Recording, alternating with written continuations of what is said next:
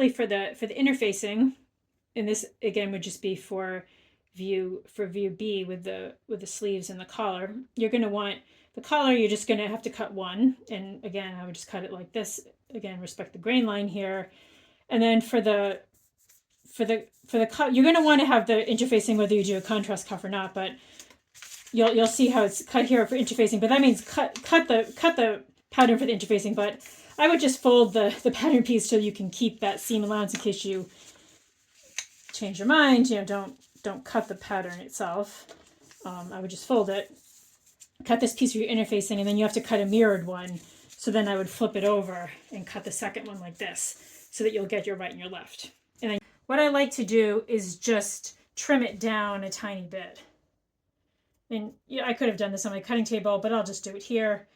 You don't have to be super precise about it because it's just interfacing, but just within the seam allowance, I just trim off 1/8 of an inch or maybe just a couple of millimeters along all four sides, just because I think that it just helps give you a little leeway with the interfacing. You don't want it hanging over the edge. That's how you end up making a mess of your ironing board and your iron.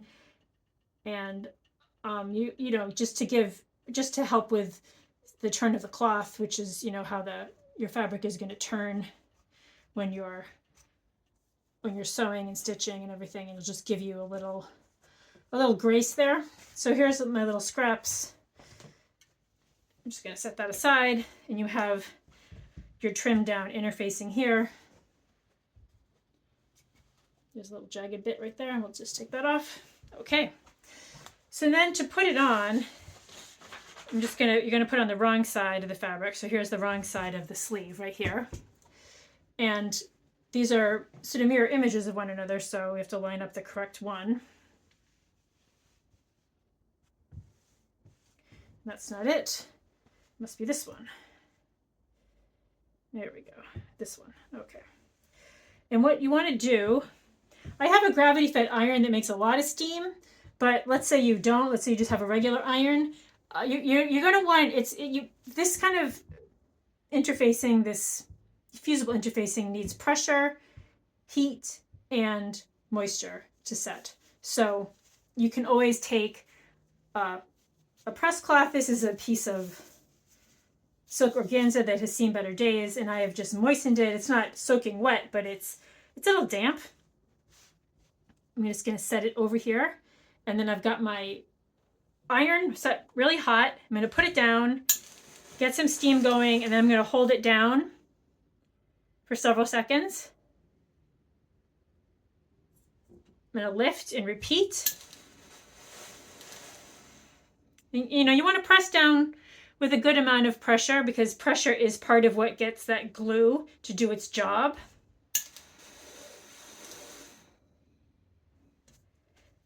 And it's okay if you overlap it a little.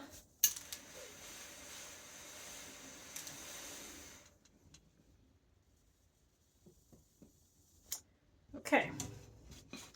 Take that aside. And then I just like to just give it a quick feel with my fingers. It looks like it adhered nicely. And then here's the key thing is you got to just let it sit there for a minute and dry off and cool off before you move it.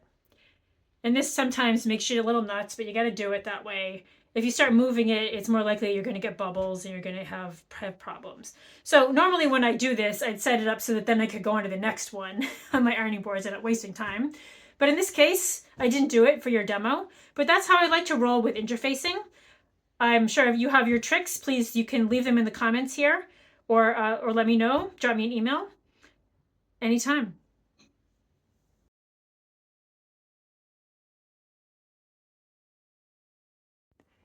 And one last thing that you need to do for prep work is you need to stabilize the neckline because this is a double yoke and we're going to do the so-called burrito method to finish the yoke really nicely on the inside.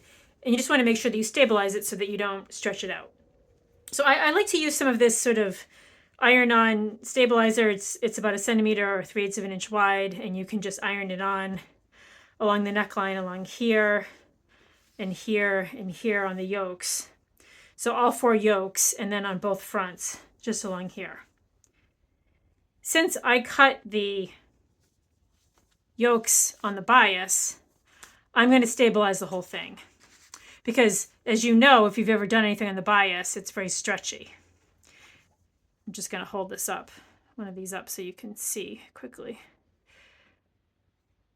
It has quite a bit of stretch on it. See that? Right? Whereas this is if it's on grain, it's like this, there's really no stretch, but this has been cut on the bias. So you can see it's quite a little bit of stretch. We want to prevent it from stretching out too much. So I'm going to go ahead and use this stabilizer to just stabilize the entire thing. And I recommend that you do that. You can either use an iron-on thing like this, or you can use a little interfacing, or you could do a little stay stitching. Just be very careful that you don't accidentally stretch it out in the process of trying to stabilize it. That's always the danger with stay stitching. That is your prep work. You've got your pattern pieces cut.